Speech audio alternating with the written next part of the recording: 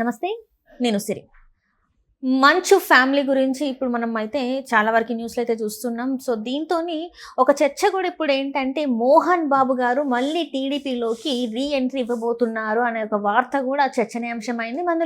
మరి అందులో ఎంతవరకు వాస్తవం ఉందనే అంశాన్ని మనకు వివరించడానికి మనతో పాటు ఉన్నారు ప్రముఖ సీనియర్ జర్నలిస్ట్ జగదేవ్ గారు. నమస్కారం సార్. నమస్కారం. సార్, ఇప్పుడు చూస్తుంటే మంచు ఫ్యామిలీ గురించి మాట్లాడుకుంటే ఎన్ని అవుతున్నాయో మనం చూస్తూనే ఉన్నాం. గొడవలు, ఆస్తి తగాదాలు అన్నీ అవుతున్నాయి. వాళ్ళు అన్నతమ్ములు కొట్టుకోవడం కావచ్చు, మధ్యలో తండ్రి నలిగిపోవడం, అలాంటివన్నీ చూసుకుతున్న తరుణంలో ఇప్పుడు ఏంటంటే ఒక వార్త, మళ్ళీ మోహన్ బాబు గారు టీడీపీలోకి రీ ఎంట్రీ ఇవ్వబోతున్నారు అని చెప్పేసి వార్తలు వస్తున్నాయి. ఇందులో ఎంతవరకు వాస్తవం ఉందంటారు? మోహన్ బాబు గారు మంచు ఫ్యామిలీ అంటేనే ఈ మధ్యకాలంలో చాలా వైరల్ అవుతున్న అంశం. ఏంటంటే ప్రతి ఇంట్లోనూ ఆస్తుల గురించి అవ్వచ్చు, పర్సనల్ ఇష్యూస్ అవ్వచ్చు, కుటుంబ వ్యవహారాల్లో చాలా జరుగుతుంటాయి. బట్ ఇది రోడ్డుకు రావడం, మనోజ్ గారు మోహన్ బాబు గారి ఇంటికి గేట్లు తెరుచుకుంటూ వెళ్ళడం, అది కొద్దిగా రభస అయ్యింది. బట్ మనం దాని గురించి మాట్లాడుకోవాల్సిన అవసరం లేదు. అయితే ఇప్పుడు మరలా మోహన్ బాబు గారు టీడీపీ వైపు మొగ్గు చూపుతున్నారు అనే వార్తలు అయితే వైరల్ అవుతున్నాయి. కానీ గతంలో అసలు ఎన్టీఆర్ గారిని అన్నయ్య అంటూ టీడీపీకి చాలా సన్నిహితంగా మోహన్ బాబు గారే కాదు, ఇండస్ట్రీలో చాలామంది, ఇండస్ట్రీలో నాకు తెలిసి ఒక 70-80% టీడీపీకి ఫేవర్గా ఉండేవారు, ఇప్పటికీ ఉన్నారు నాకు తెలిసి. సో అప్పుడు బాబు గారి హయాంలో కూడా ఈయన రాజ్యసభ సభ్యుడిగా కూడా చేశారు. మోహన్ బాబు ఎంపీ అని ఉంటుంది. మీరు ఈవెన్ పెదరాయుడు లాంటి సినిమాలకు చూస్తే టైటిల్స్లో మోహన్ బాబు ఎంపీ అని కూడా ఉంటుంది. సో అయితే టీడీపీకి అంత సన్నిహితంగా ఉన్న వ్యక్తి ఎందుకో 2014-19 మధ్యలో ఆయన పెట్టిన ఏదైతే శ్రీ విద్యానికేతన్ యూనివర్సిటీ ఉన్నో దానికి ఫీజు రియంబర్స్మెంట్ సంబంధించి కొన్ని బకాయిలు ఇవ్వలేదని ఆయన కొంతమంది స్టూడెంట్స్తో కలిపి రోడ్డు మీద ధర్నా చేయడం గట్రా చూసాం అక్కడే మదనపల్లి సరౌండింగ్స్లో. సో అప్పటి నుంచి ఏదో టీడీపీకి కొద్దిగా పడట్లేదు, నప్పట్లేదు, యాంటీగా ఉన్నారనే వార్తలు కూడా వినిపించే. మరోవైపు ఈయన మోహన్ బాబు గారు పెద్ద కుమారుడు విష్ణు, ఆయన ఎవరైతే చేసుకున్నారో విరోనిక పేరు, ఓకే, ఆమె శ్రీమతి విష్ణు గారికి తర్వాత జగన్మోహన్ రెడ్డి గారి రాజశేఖర రెడ్డి కుటుంబానికి సమ్ రిలేషన్స్ ఉన్నాయి, వరుసకి చెల్లెలు అవుతుంది జగన్మోహన్ రెడ్డి గారికి. సో ఆవిడ ఫస్ట్ కవల్ని డెలివరీ అయినప్పుడు కూడా జగన్మోహన్ రెడ్డి గారు హాస్పిటల్కి వెళ్ళి పరామర్శించడం, చూడడము, వాళ్ళు కలవడం గట్రా చూసాం మనం. అయితే అప్పటి నుంచి మంచు ఫ్యామిలీ వైసీపీకి దగ్గరగా ఉందన్నట్టు కూడా కొన్ని వార్తలు వచ్చాయి. దాన్ని వాళ్ళు ఎక్కడా ఖండించలేదు. మేబీ వైసీపీకి ఫేవర్గా జగన్మోహన్ రెడ్డి గారు చేసే పనులను మేము సపోర్ట్ చేస్తాం అన్నట్టు కూడా బహిరంగ కూడా కొన్ని సందర్భాల్లో మాట్లాడి ఉన్నాయి. అయితే తర్వాత జగన్మోహన్ రెడ్డి గారి ప్రభుత్వం వచ్చాక ఒక డెవలప్మెంట్ లేదు, ఒక ఇది లేదు, అది ఇంక ఫీజు రియంబర్స్మెంట్ ఇంకేమిస్తారు, ఆరోగ్యశ్రీ డబ్బులు ఇవ్వకపోతే ఇక్కడ కూడా ఇవ్వలేదు. మరి చంద్రబాబు నాయుడు గారి హయాంలో లాస్ట్ సంవత్సరం ఇవ్వని డబ్బులకే రోడ్డు ఎక్కితే లాస్ట్ 1 year 1.5 year ఇవ్వలేదంట, దానికి ఎక్కితే మరి ఇక్కడ మొత్తానికే ఇవ్వలేదంట. మరి ఇక్కడ ఎక్కడ రోడ్డు ఎక్కలేదు, మాట్లాడలేదు. అలాగని అంటే భయమా, లేకపోతే ఆయన ఏమంటాడని ఇదే ఆయన్ని చాలా ఛానల్స్ ఇంటర్వ్యూ చేసినప్పుడు కూడా అడిగారు కొంతమంది మోహన్ బాబు గారిని. బట్ నేను ఎవరికి భయపడిన సోదరు అన్నట్టు చెప్పారే తప్ప ఎక్కడ ఆ విషయం బయటికి చెప్పలేదు.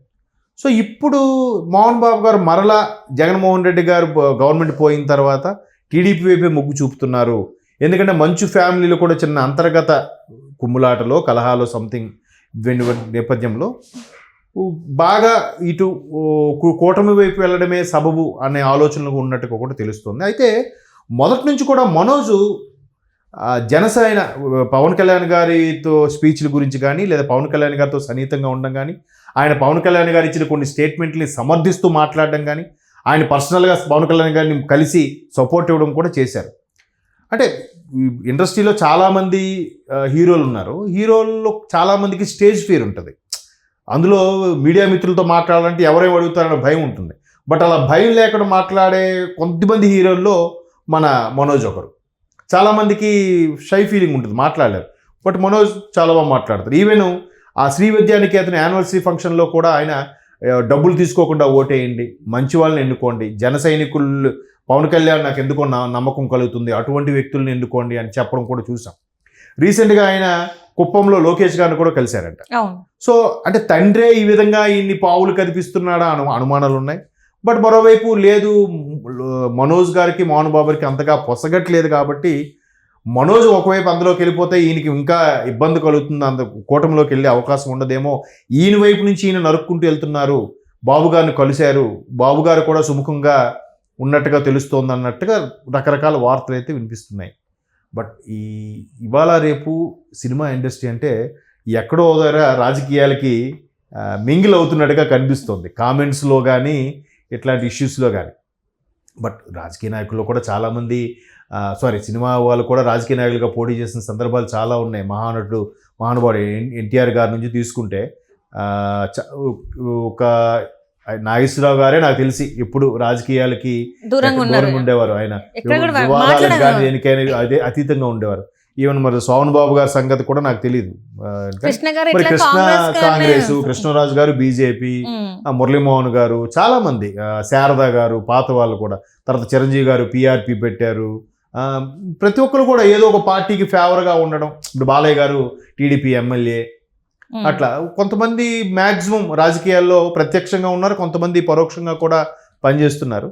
బట్ మరలా టీడీపీకి అయితేనే బాగుంటుంది అనే ఉద్దేశమో, లేదంటే పూర్వ పరిచయాలను ఆధారంగా చేసుకొని టీడీపీలో ఉంటే బాగుంటుందనే ఉద్దేశంతో మరలా పావులు కదుపుతున్నట్టుగా కొన్ని వార్తలు అయితే వస్తున్నాయి. బట్ టీడీపీ ఎప్పుడు కూడా అది నిండుకొండ, దాంట్లో ఒక గరిటె నీరు తీస్తే అదే తగ్గిపోదు, ఒక నీరు యాడ్ చేస్తే ఏం పెరిగిపోదు. ఎట్లా ఎన్ని హడ్డిల్స్ వచ్చినా నిలబడిందంటే ఇంకా దానికి తిరిగిలేని పార్టీ అది టీడీపీ. మొన్న కూడా సుమారుగా 134 సీట్లు కైవసం చేసుకుంది. ఈ వైపు మధ్యన మళ్ళీ లోకేష్ గారు డిప్యూటీ సీఎం అవ్వాలనేవి కూడా కొద్దిగా వినిపిస్తున్నాయి. ఏదైనా టీడీపీ ఒక జోనర్లో అది వెళ్ళిపోతుంది అంతే.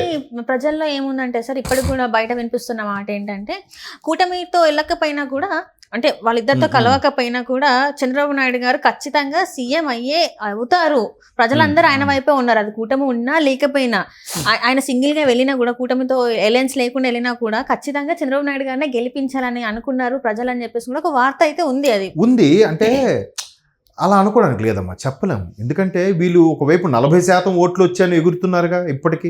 మన రోజా గారు కూడా 40% వచ్చాయి ఎలా ఓడిపోయామని అంటున్నారుగా. మరి బాబు అన్నిట్లో 90 వచ్చినా తెలుగులో 30 వస్తే ఫెయిల్ అయినట్టే లెక్క అని వాళ్ళు. అంటే ఇప్పుడు ఒకటి 33, ఒకటి 34, ఒకటి 32 ఇలా వచ్చాయనుకో, ఇవన్నీ కలిసి బాగా వచ్చాయి కదరా అంటే ఎడ్జ్లో వచ్చిపోయారు. అవి ఎలాగెలగవుద్ది?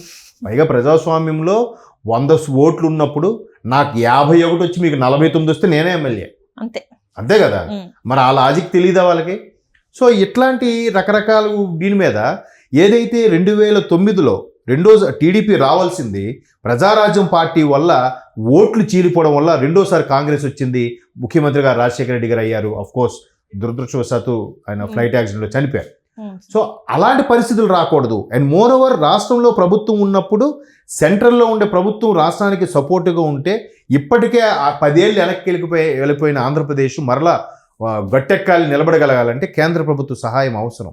సో దానికి కూటమితో కలపడానికి పవన్ కళ్యాణ్ గారు శతవిధాల ప్రయత్నించారు. అందుకే man of the match Pawan Kalyan అనేది. అందుకే టీడీపీకి బంపర్ మెజార్టీ ఉంది. ఒకవేళ జనసేన ఇండివిజువల్గా పోటీ చేస్తుంటే చీలిపోయి ఉండేవిగా, అది కూడా ఎడ్జ్లో వచ్చి పోయేదేమో. ఇప్పుడు ఈవెన్ 2019లో కూడా దగ్గర 64, 74 గుర్తులేదు, అన్నీ కేవలం 1500 నుంచి 3000 మధ్య సీట్లు తేడా, ఓట్ల తేడాతో ఓడిపోయినవే. మరి అప్పుడే టీడీపీ వచ్చారుగా.